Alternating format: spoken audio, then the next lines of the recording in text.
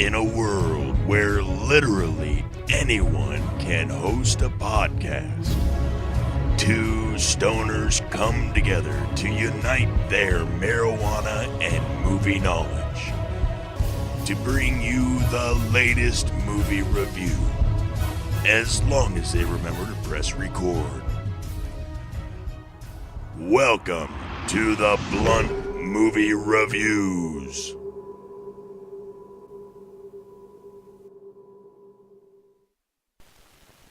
Welcome to the show. I'm your host, Travis Aerosmith, and joining me in the Cave of Blunts is my co-host, Jesse Pena. Now, before we get started, we'd like to thank everyone for all your subscriptions, all your likes, your shares. Every little bit of it helps. And before we get the ball rolling, we'd like to let you know this is Blunt Movie Reviews, which we're going to be blunt about it. We're going to be blunt about our reviews. We're going to be blunt about our opinions. We're not like a lot of these movie review podcasts or YouTube channels, and we're not going to sit here and jerk you off, jerk off the directors, jerk off the actors, and just jerk off Hollywood. We're not jerk-offs like that. We're going to jerk you off in a different way. So before we get started, we'd like to thank Universal Pictures for giving us the opportunity to watch this week's movie, which is 2019's Glass, which comes out January 18th. We would also like to thank Dev Raman for giving us the opportunity to attend this movie screening. Hi and welcome to the Blunt Movie Reviews. We were all set to kick it off with this movie's top cast, starting all the way on top with the director. This week's movie is directed by M. Night Shyamalan. And he actually did the two previous movies to this movie. This is the third in the trilogy. He did 2000's Unbreakable with Bruce Willis and Samuel L. Jackson. Right. And then he did 2016 Split with James McAvoy. Now, M. Night Shyamalan's done a lot of other movies. I mean, we can run down the list. Signs, The Village, Sixth Sense. The Fog. The Fog, The Happening. Did he do The Fog? Maybe not The Fog. It was The Happening. It was The Happening. The Happening Marky had Mark. The Fog in it. Yeah.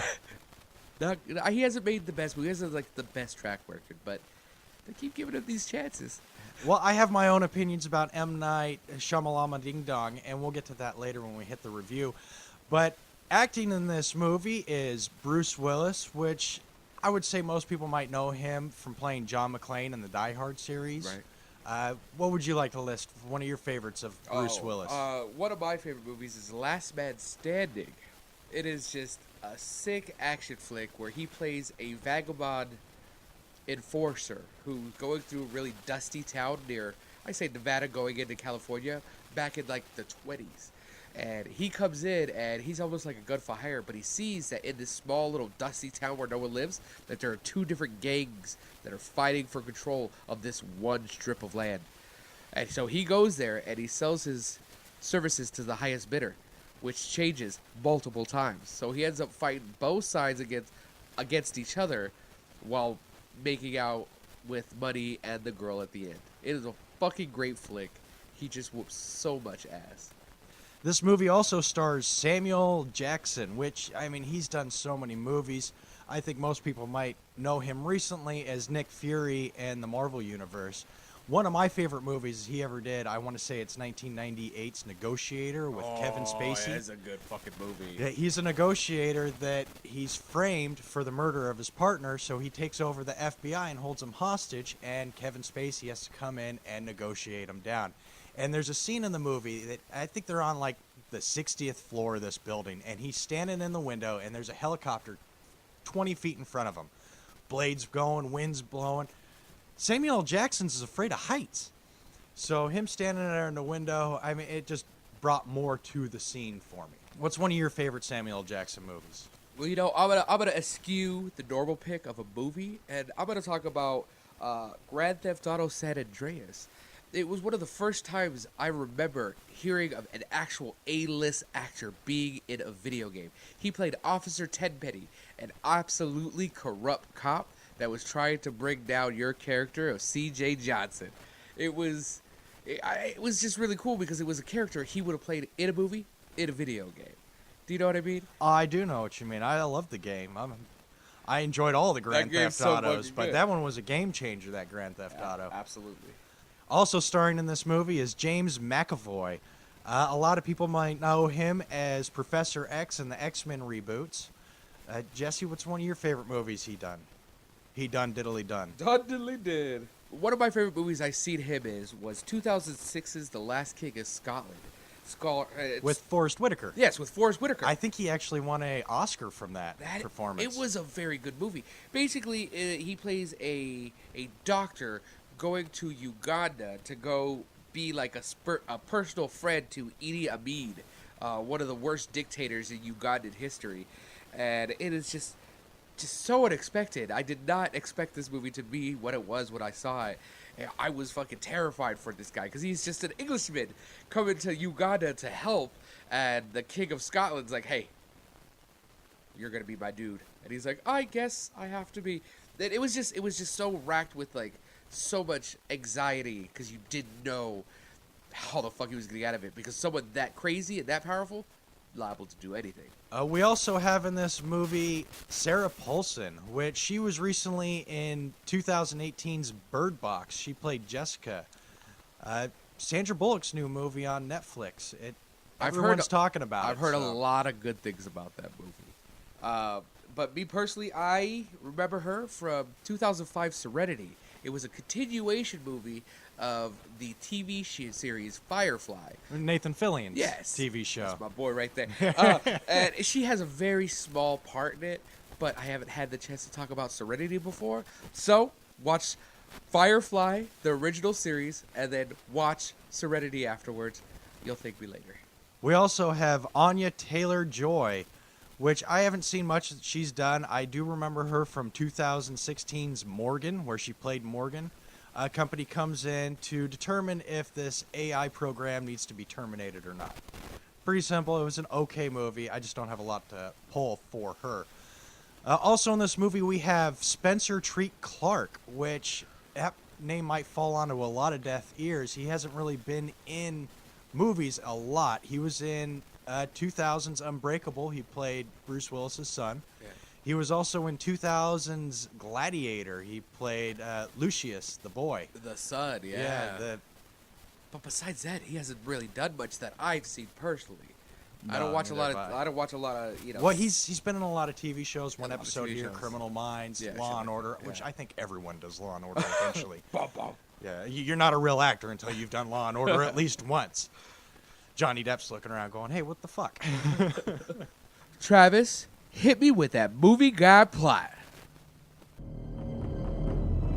19 years ago, after a devastating accident, Mr. Glass discovers that the sole survivor, David Dunn, has extraordinary abilities, and the Overseer is born. 2 years ago, Kevin Crumb, a man with 24 personalities, starts collecting teenage girls like an old woman collecting Beanie Babies and storing them in the basement. Now all men find themselves prisoners of a funny farm. Are they superheroes, supervillains, or just men diagnosed with delusions of grandeur? Shattering into a theater near you. All right, now that we got that out of the way, we get to do my favorite part of the show. That's when we load our Glass Twisty Blunt and take a few rips. This week, we're smoking Underdog OG at 28%. Sounds like some stody shit. Like there's one mystery solved. Now how about we hit that blunt? Review. So as we said, this week we got to watch 2019's Glass, which is the third movie in a trilogy of M. Night Shyamalan. So I'm going to start there with M. Night Shyamalan. Okay. I don't like M. Night Shyamalan. I never have. You've told me. Yeah, many times. Yes. But now I'm going to tell our listeners the reasons I don't like M. Night Shyamalan. Because in just about every single one of his movies, you have three things. One, dark scenes. It's like he spent all the money but forgot to buy light bulbs to film these scenes. I mean, they're always like too dark. You want to hold up a flashlight so you could see the scene. Number two, there's going to be a lot of whispering. A lot of fucking whispering. If you go back and watch The Sixth Sense, The Village, Unbreakable, it's a movie full of whispers. They soft talk throughout the whole movie. And the third thing you're going to find in every M. Night Shyamalan movie is a loud music build-up that builds to nothing. It's like theatrical blue balls. Absolutely. Yeah, because the scene will be getting intense, the conversation will be getting intense, the music will be building, and then it'll just cut to the next scene. A build-up to nothing. And the music also, with the quiet talking, you can't hear the people talking because the music that is building up to nothing is going so loud you don't know what they're saying. What they say? What's that? You miss it. And when you're watching at home and you're trying to listen to the dialogue, so you keep turning up your TV. Before you know it, the neighbors are listening to the damn theme music every time a scene change. Because they're all fucking talking like this, and we're going to put a lot of loud music behind us. But something I really do like about M. Night Shyamalan, which he's continued to use this type of filming for every movie. All the way back, Sixth Sense, all the way forward. It's like, I think they call it comic book camera work. Would you say... storyboard. Like, okay, for instance, there's a scene in Unbroken. Bruce Willis... Unbreakable. Bruce Willis is laying in bed, and his son's laying in the bed, too. And the camera starts on the right side of the bed at the nightstand, pans over, shows Bruce Willis, continues to pan over, shows the boy. You hear Bruce Willis get up and walk around the bed, and then you see the other nightstand and then the bathroom, and Bruce Willis walks in. I like the camera work when he consistently keeps steady cameras and uses good angles and doesn't try to confuse us or make the scene more than it is with multiple angles. So you think he did a good job at this one? Of avoiding all of his usual pitfalls? I wouldn't say that. The whispers, he's kind of weaned out of his regular stuff. I noticed that in Split. There wasn't as much soft talk with loud music. It's more normal, more natural. Right. Because no one's walking around talking like this in their own home when no one's around. But I did like in this movie that he did drop that. We still had a couple dark scenes that were unnecessarily dark, and we still had the blue ball theatrical music, which wasn't needed. But to really start talking shit about this movie, I got to go back to Unbreakable. Once more, 2000's Unbreakable. The whisper acting fucking kills me every time. The music, the scenery, but something really drives me nuts in some of his older movies is everyone in his movie seems like they were abused their whole life. Okay. If you go back and watch Unbreakable, it's like Bruce Willis's kid has been molested constantly. He's been beating the shit out of his wife for years, and somehow he acts like she's been beating the shit out of him this whole time. Yeah. So that all three of them are running around the house like all shattered. Yeah, absolutely. And the boy seems like he's one more disappointment from the suicide hotline. Wow. I mean, he's almost in tears throughout the entire movie. Boy, he almost kills his own father. Yeah, and they don't give any backstory to why they're so emotionally damaged. Yeah. And this movie, which I liked in this movie, because he dropped that. That shit is gone. They're more, like I said earlier, more natural. Yeah. Okay. So, I mean, in this movie, you could have cut probably 30 minutes out of it. This could have been an hour and a half, hour 45 minute, and I think it would have made it a little bit better. Okay. But I did like how the rhythm of the movie was different than the other two, than Unbreakable and Split. It wasn't like those. It was a little lean more towards the action instead of the thriller like the first two were.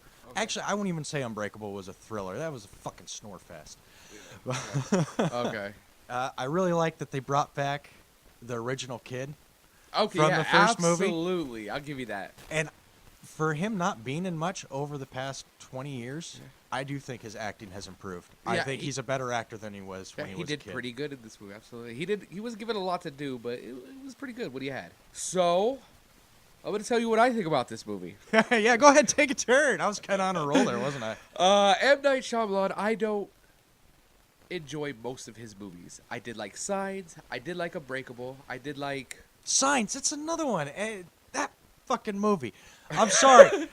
Aliens aren't going to come to a planet that 70% of the planet can kill them. Absolutely. We're not going to go explore a planet that's 70% fire. I agree with you. I mean, but that's what his movies require. His movies require you to just take all logic and all sense and just place it outside the door while you watch this movie for a minute.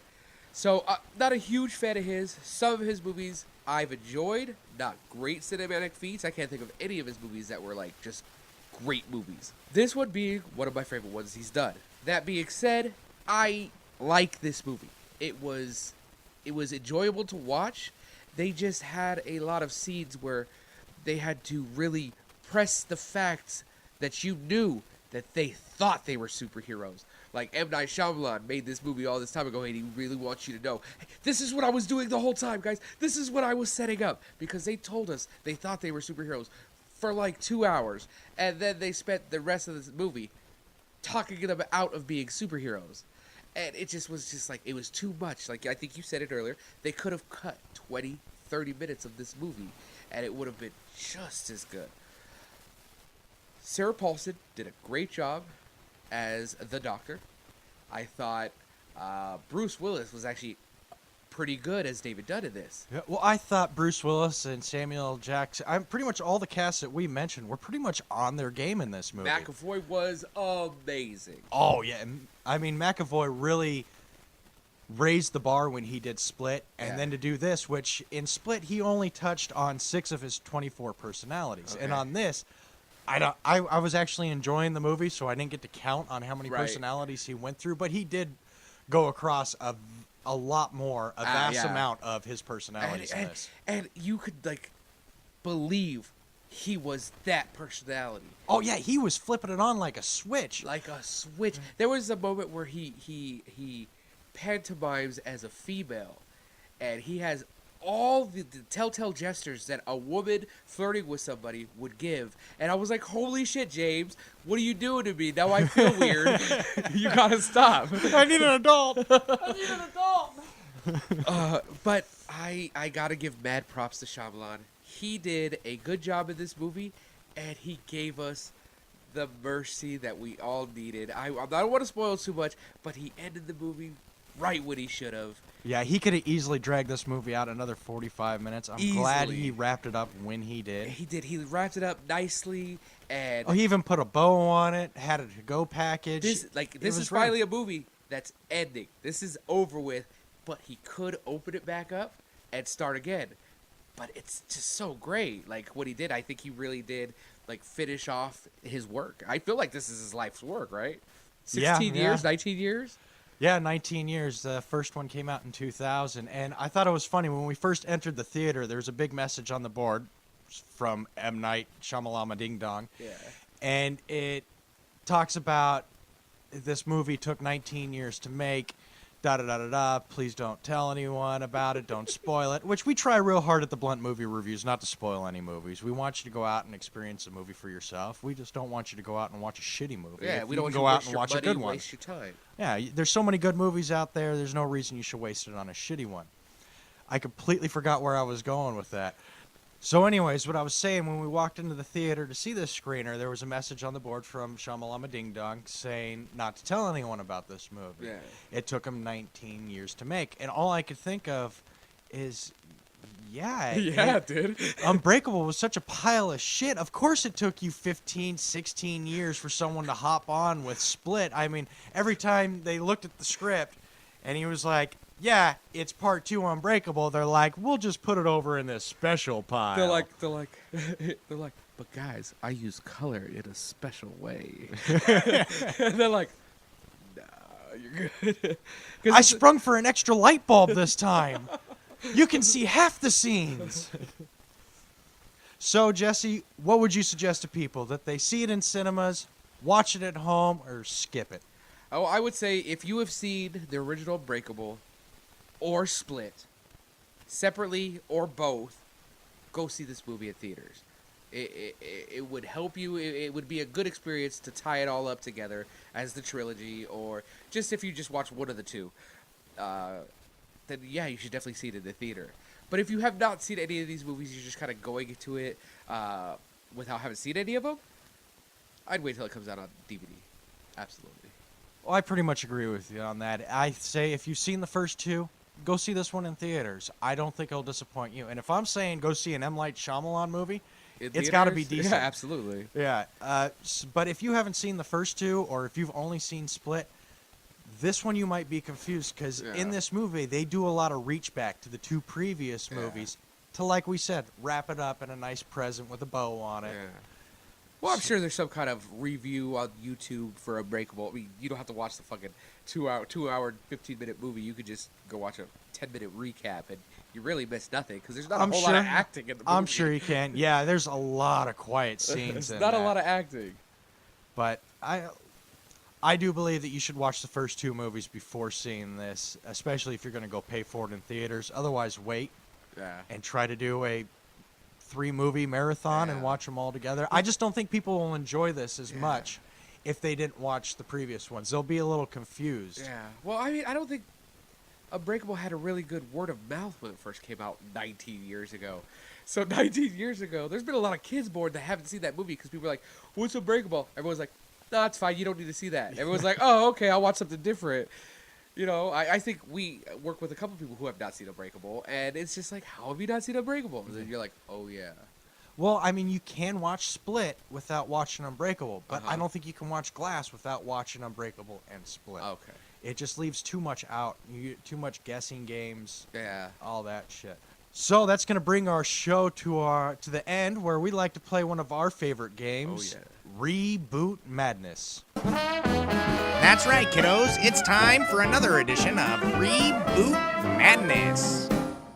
Reboot Madness is a game where we take a movie from our past and try to recast it with a cast we would hopefully like to see not screw it up like previous reboots.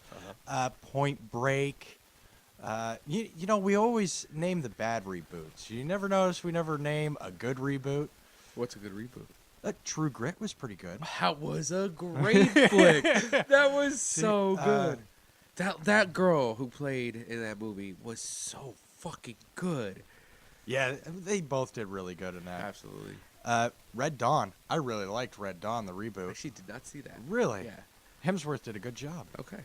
But anyways, back to Reboot Madness. Normally we recast the movie with a cast to hopefully not screw it up. I already said that again. It's good weed this week. 28%, like I said.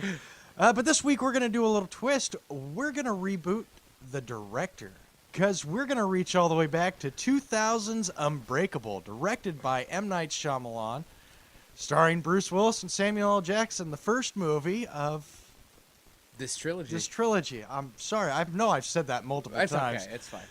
But, Jesse, who would you choose to redirect? Okay. I'm so bent on this because I really don't like M. Night Shyamalan's first movies that I'd bring back the original cast. Even the boy, even though he's almost 30, he'd still be going around saying the same lines, playing the same character, playing a 12-year-old. Yes. But who would you choose to redirect Unbreakable? I would choose Tim Miller. After watching what he did with Deadpool, it is his only directing credit to his name, but he has done so many other comic book movies, Scott Pilgrim and other things, that I think with this, maybe give it like a fresh take and people could actually give a fuck about David Dunn for once.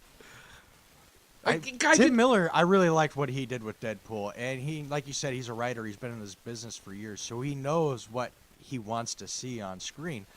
I think that's a pretty decent pick. Absolutely. You went with a superhero, which, I mean, we're talking about a generic superhero realm here. The director I chose was Peyton Reed. Okay. He directed both Ant-Man movies. Okay. And Yes Man, 2008 with Jim Carrey. Oh, wow. Okay. So he can do the superhero movie, but he can do, you know, the little more down-to-earth movie, too, at the same time. Okay. So, okay, since we didn't do any actors, who would you choose to play David Dunn in this Unbreakable if we were going to bring back Bruce Willis? I think I might bring Timothy Olyphant. Oh, okay. I like it. I think they're like this kind of the same actor, kind of surly, not a lot of talking. Yes. Dude, that's a good pick. Thank you. How about you? Hey, you've apparently put a little bit of thought into this. I did. Mine was Tom Hardy, because Tom Hardy can kind of play the kind of quiet, unassuming person who has that special thing underneath the the bottom, that layer right there. He's just a real good actor too. I mean, he's a chameleon. My favorite part about a Tom Hardy movie is trying to figure out which character's Tom Hardy. Yeah. He loves to he could go home like a long time in a movie without like speaking. You know what I mean? And that's like Unbreakable right there, baby. All you gotta do is shut the fuck up. Talk really loud. He loves doing that too. So. Oh well, that would get dropped with the new director. But no more. He's got the physicality to make you be like, I can see how that dude may be a superhero. You know what I mean? Yeah. So yeah, because the character was supposed to be a professional football player and gave it up. So yeah, I mean Tom Hardy's built. I don't think he's tall, but I mean he's definitely built. And this is Hollywood. You can film and make him look bigger. Just some angles, baby. All right, so that's going to wrap up our show this week. If you think one of us picked a better director for this week's Reboot Madness, go ahead and put it in the comments wherever you listen to the podcast. You can find us on Facebook at Blunt Movie Reviews. You can also find me on Twitter at TravLetSmoke. You can also find us, the video version of this podcast, on YouTube at the Blunt Movie Reviews. I would like to thank everyone for listening. If this is your first time, welcome, and I hope you listen to more. Everyone else is continuing to listen to us. Yeah, make sure you get out there and you share it with everyone you know. We would love to hit the ears of everyone you know. Thank you very much. You guys have a... hey, this is our first show of the year. Hey, so, Happy New Year, guys. Yeah, so you got... I don't know how long we could actually say that for. It's like the 12th or 13th, 14th, 15th. Happy New Year! Happy New Year. Thank you for listening, everyone. We'll catch you next time. Later. All right, Bob, that wraps it up. Roll credits. Let's get out of here. Good job, everyone. Good job.